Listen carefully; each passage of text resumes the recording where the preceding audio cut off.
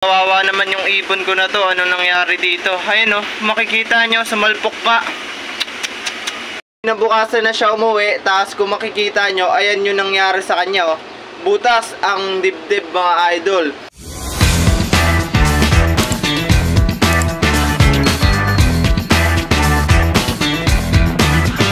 So what's up mga idol, nandito na naman tayo sa ating loft. So ayan nga mga idol, papakita ko lang sa inyo yung mga ibon natin na natira galing sa mga training nga natin. So yung apat na ibon natin na training ay sila blue bar, dalawang blue bar, isang green cell at isang checkered nga mga idol. So yung nakaraan ay karanglan, nagkawalaan nga yung mga ibon natin dun mga idol. Apat yung niload natin at ang nakabalik nga ay dalawa na lang mga idol. So yung nakabalik ay si Grizzle at si Checkered. So ayun nga yung nakabalik. Tapos kinabukasan nga mga idol ay may nakawing ibon nga sa atin. So ito nga yung ibon natin. Yung pares niya ay nawala mga idol. Tapos siya, kinabukasan na siya umuwi. Tapos kung makikita nyo, ayan yung nangyari sa kanya oh. Butas ang dibdib mga idol. What's up mga idol, so second day na nga. Simula nag-training tayo ng karanglan. At ayun nga nawala yung dalawang ibon natin. At ito nga mga idol, may nagbabalik sa ating loft. At kung makikita nyo mga idol, ayun oh. Si Mata nga mga idol, kawawa naman yung ibon ko na to. Ano nangyari dito? Ayun oh, makikita nyo, sumalpok pa. Kawawa naman tong ibon natin na to. Di pa tayo nakapaglinis, galing tayong school. At ito nga si Mata mga idol oh. Kawawa naman yung ibon natin na to. Ayan nga yung ibon natin mga idol oh. Gutom na gutom. Sumalpok nga ito mga idol, kawawa naman. So yung pares niya ay hindi pa rin nakakauwi dito. At ito si Mata, kakauwi lang dito sa loft natin. So i-recover natin to mga idol. At baka sakaling umabot pa sa karera. So ayan nga mga idol, napakagaling ng ibon natin na to. Kahit ganyan yung nangyari sa ibon na yan, inuwihan pa rin tayo mga idol. Napakatibay ng ibon natin na to. So ayan mga idol, medyo nagamot na natin yan. Binigyan natin ng amoxicillin, pinainom natin niya kanina. Tapos yung sugat niya, nilagyan natin ng betadine para mas mabilis matuyo. At dahil balak nga natin, isama pa rin to sa darating na karera. Ngayon, ilang training na lang bago mag-umpisa yung karera. Sa May 2 nga yung loading ng karera natin. At ngayon ay April 26 na nga mga idol. Kaya pwede pa siguro ito makaabot kasi mga idol, ayan. Konti lang naman yung tama niya. Halos nawalan lang ng balahibo. Tapos yung sugat niya ay hindi naman ganon kalala. So ayan nga mga idol, yung ginawa natin sa ibon natin. So ngayon, kinokondisyon pa rin natin siya para mabalik yung katawan niya. So nakakalungkot lang dahil ayun nga mga idol, nawalan na nga tayo ng ibon. So sa apat na ibon natin, ang natitira na lang dito mga idol ay yung dalawa natin, which is ito, si Grizzle. At ayun nga mga idol, yung may tama nga natin na si Mata. So ayan nga mga idol, yung natira sa loft. At kung tatanungin nyo nga mga idol, nasa na si Checkered. So kahapon ay abangan nga kahapon ng Kapintalan, Nueva Ecija. So ayun nga, niload natin ng nakaraan si Grizzle at si Checkered. So medyo napansin ko lang, medyo nawala sa kondisyon si Checkered. Medyo pumayat siya. So ayun nga yung pagkakamali natin mga idol. Dahil alam nga nating pumayat si Checkered, ay sinama pa rin natin. Dahil siguro doon, di na nga nakauwi si Checkered natin. So ilang kilometers lang naman yung agwat ng Karanglan at Kapintalan. So ayos naman yung kondisyon nila nung Karanglan. Pero di ko alam bakit ngayon Kapintalan ay nawala nga yung ibon natin na yun. Siguro di naman natin alam, may mga disgrasya pa rin pauwi dito sa loft.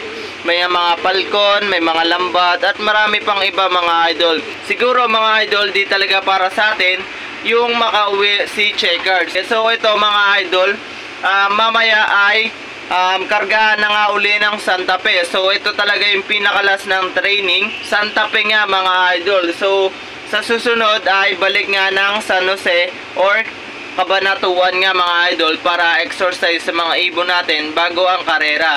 Pero ayun nga mga idol, ito nga talaga yung pinakalas na training, ang Santa Fe. So, ang maloload lang natin ngayon ay possible, ito, si Greencell na nga lang. So ayun nga yung naging mali natin kay Checkered. Natuto na tayo mga idol, di na natin ulitin yon. So baka ito lang talaga yun, ikarga natin mamaya. Ito, medyo okay naman yung katawan nito. Di naman natin napabayaan to si Greencell. Siya na ang huling alas natin mga idol, maliban dun sa may tama natin. Dahil di nga natin sigurado kung makakabalik pa ba nga yun sa karera. So ito, siya na talaga yung pinakahuling alas natin.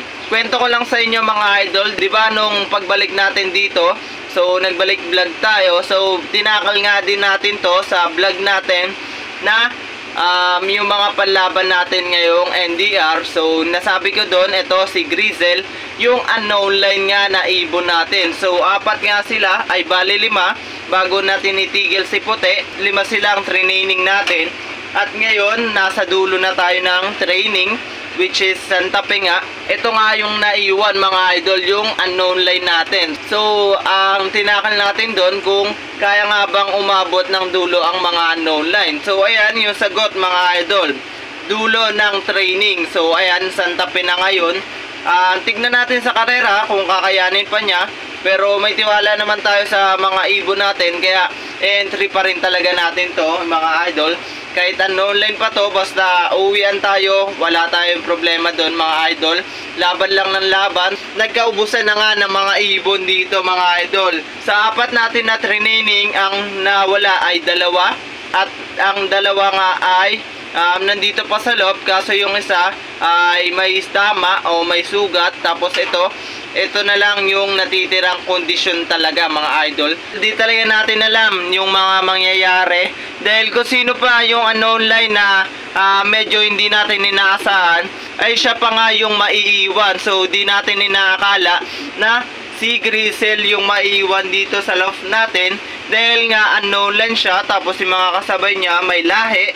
So di natin alam kung ano nangyari, na wala sa kondisyon. Yung isa, yung hen natin, nag-iisang hen na training natin, ayun, for sure na wala sa kondisyon dahil nagkainakay sila. Tapos ito, yung may tama, kasama nga niya yun, nawala sila sa kondisyon. Siguro, dahil nga nawala sila sa kondisyon, ayan, sumalpok nga tong isa natin. Dahil nga nangyari yun, natuto tayo mga idol kung ano nga ba ang dapat nating gawin at kung ano ang dapat nating baguhin.